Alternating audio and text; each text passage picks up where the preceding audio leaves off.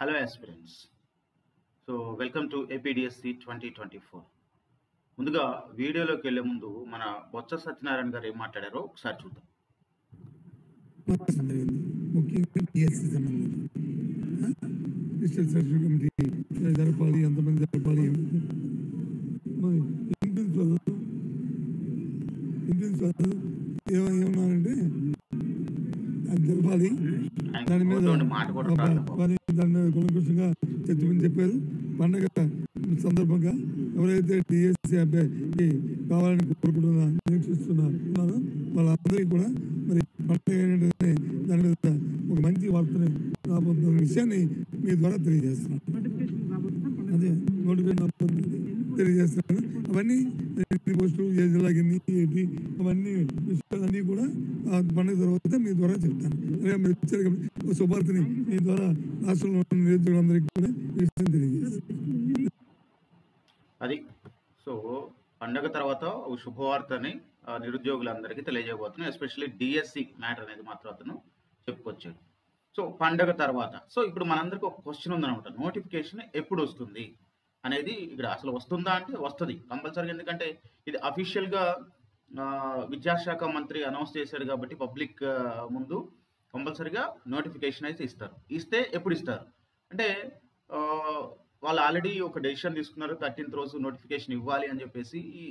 దాని మీద కొంచెం తర్జన జరుగుతూ ఉన్నాయి, ఇప్పుడు అన్నీ జరుగుతాయి. ఒక కొలికి వచ్చేసరికి ఈ మంత్ ఎండింగ్ వరకు అంటే జనవరి ఎండింగ్ వరకు 26th తర్వాతనే మనకి రిపబ్లిక్ డే తర్వాతనే నోటిఫికేషన్ వచ్చే ఛాన్సెస్ అయితే కంపల్సరీగా ఉంది. తర్వాత ఒకవేళ జనవరిలో నోటిఫికేషన్ అంటే ఈ మంత్ ఎండింగ్లో నోటిఫికేషన్ ఇస్తే ఎప్పుడు ఎగ్జామ్ పెడతారు? ఇది ఒక పెద్ద ప్రశ్న అనమాట. ఎప్పుడు ఎగ్జామ్ పెడతారు అంటే it is based on hour election code. Actually రేపు ఫిబ్రవరిలోనే ఎలక్షన్ కోడ్ వచ్చే ఛాన్స్ ఉంది అంటున్నారు. ఒకవేళ ఎలక్షన్ కోడ్ వచ్చి మార్చి ఏప్రిల్లో ఎగ్జామ్స్ కనుక అయితే మాత్రం మ్యాక్సిమం ఎగ్జామ్ జరగదు. ఆఫ్టర్ ఎలక్షన్స్ మళ్ళీ రిజల్ట్ తర్వాత వచ్చినప్పుడు మాత్రమే ఎగ్జామ్స్ అనేవి జరుగుతాయి. అది మాత్రం డౌట్ లేదు. ఒకవేళ నోటిఫికేషన్ ఫిబ్రవరిలోకి ఈ టైంలో రాకపోతే అంటే ఎలక్షన్స్ కనుక మనకి మే నెలలో కనుక జరిగేటట్లుంటే మాత్రం ఈ లోపు ఎగ్జామ్ అయితే జరిగింది. ఒకవేళ ఎగ్జామ్ జరగాలంటే జనరల్గా మనకి మినిమం 75 days నుండి 90 days వరకు టైం ఉండాలి. మినిమం అనేది ఒక 3 months టైం, అరౌండ్ 3 months అనేది కంపల్సరీగా ఉండాలి. అది ఉంటేనే మనకి ప్రిపరేషన్కి కానీ దేనికైనా కరెక్ట్గా సరిపోతుంది అనమాట. ఏదో ఇప్పుడు నోటిఫికేషన్ ఇచ్చి నెక్స్ట్ ఫిబ్రవరిలో ఎగ్జామ్ లేదా మార్చిలో ఎగ్జామ్ అనేది మాత్రం కుదరదు. టెట్కి అయితే 45 daysలో పెట్టేసేయచ్చు, కానీ ఎగ్జామ్ కాబట్టి కంపల్సరీగా 75 days నుండి 90 days వరకు టైం తీసుకుంటుంది. కాబట్టి మోస్ట్ ప్రాబ్లీ ఒకవేళ ఉంటే maybe in the month of April, April మంత్లో మనకి ఎగ్జామ్ ఉండే అవకాశం ఉంది. తర్వాత ఇంకో డౌట్ ఏంటంటే మనకి టెట్ కమ్ టీఆర్టీ. ఏం జరుగుద్ది? TET and DSC are TET come TRT. ఏది ఉన్నా సరే మనమైతే ఎగ్జామ్ రాయాల్సిందే, అందులో నో డౌట్. ఓకేనా? కంపల్సరీగా ఎగ్జామ్ ఆడు ఏది పెట్టినా రాస్తాం. ఆల్రెడీ టెట్ పాస్ అయి ఉన్న వాళ్ళు రెడీగా ఉండండి టీఆర్టీ కోసం. ఇంకేదైనా ఎవరైనా అంతకుముందు రాయని వాళ్ళు వాళ్ళ కోసం అయితే పెడతారు. టెట్ కమ్ టీఆర్టీ ఉంటుంది, దానిలో రాసేసుకోవచ్చు. మళ్ళీ టెట్ కమ్ టీఆర్టీలో మనం రాసుకున్న అంతకంటే ఎక్కువ మార్కులు కూడా తెచ్చుకొని మళ్ళీ దాంట్లో టీఆర్టీలో మనకు మంచి మార్కులు తెచ్చుకోవడానికి అవకాశం ఉంది. It is a chance again. దాని గురించి మనం పెద్దగా ఆలోచించాల్సిన అవసరం లేదు. ఏదైనా సరే నాకు తెలిసినంత వరకు సపరేట్ టెట్ అనేది పెట్టే ఛాన్స్ లేదు. ఎందుకంటే ఇప్పుడు టైం లైన్ లేదు మనకి ఇప్పుడు. తర్వాత they will go with TET come TRT. Definitely they will go with TET come TRT. Next, పోస్టులు ఎన్ని ఉంటాయి అనేది కూడా ఇక్కడ ఒక పెద్ద క్వశ్చన్ అనమాట.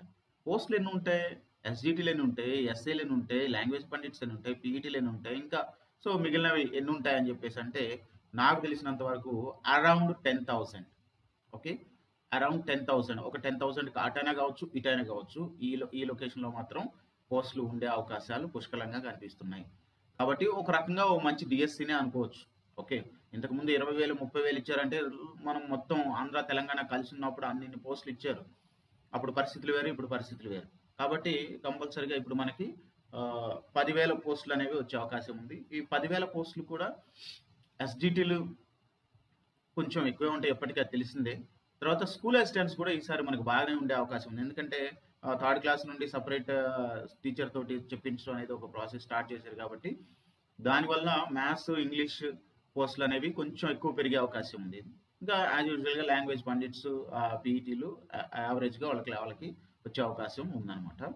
తర్వాత సిలబస్ ఏం చదవాలి, ఇది ఒక క్వశ్చన్. మళ్ళీ మనకి సిలబస్ ఏం చదవాలి అంటే 2022 ఇచ్చినప్పుడు, టెట్ ఇచ్చినప్పుడు ఏం చేశారంటే new syllabus 1 to 7th class new syllabus చదవండి, మామూలుగా 9th 10th old syllabus as usual అని చెప్పేసి అన్నారు. అయితే ప్రస్తుతానికి ఇప్పుడు మనకు 9th వరకు సిలబస్ చేంజ్ అయింది కాబట్టి మోస్ట్లీ నా సజెషన్ ఏంటంటే 1 to 8th class new syllabus చదువుకొని తర్వాత అవసరమైతే 10th ఎలాగో చదువుతున్నాం మనం, అది ఎలాగో ఉంటుంది. ఓన్లీ 9th క్లాస్ కాబట్టి అది కూడా పెద్ద చేంజ్ ఏమి ఉండదు. ఏం చేంజ్ ఉంటుంది అందులో?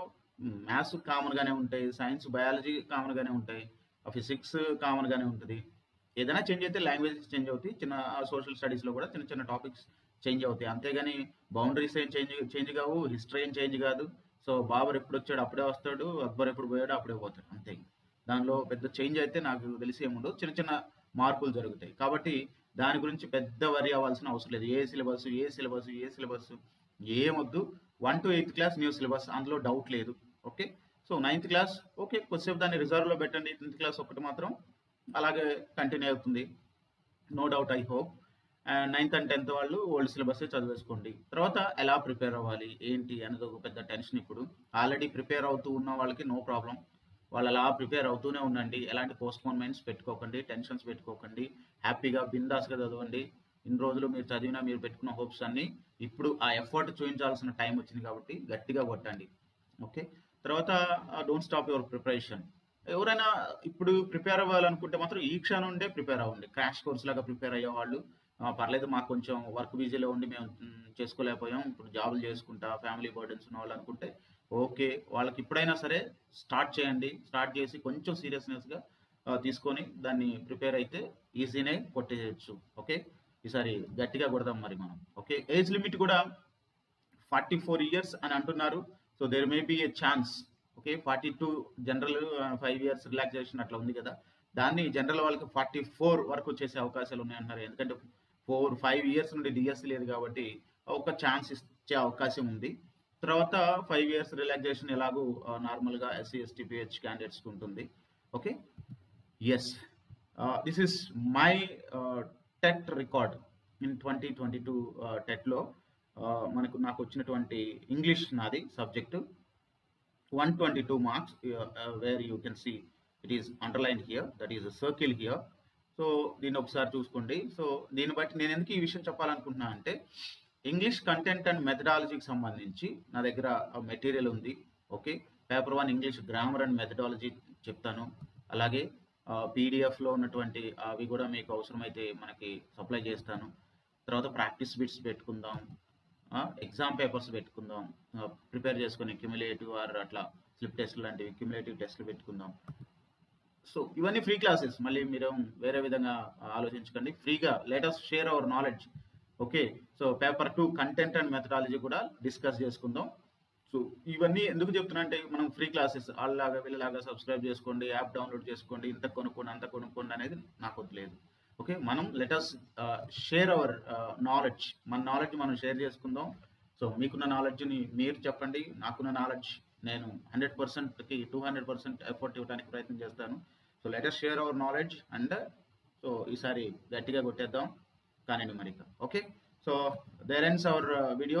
So if you like my video, please subscribe, and for I'm very eagerly waiting for the DSC notification. ఇంకా DSC notification వచ్చినాక ఈ డౌట్స్ అన్ని కూడా మెల్లగా ఒక్కొక్కటి క్లియర్ అయిపోతుంది. Okay, then see you.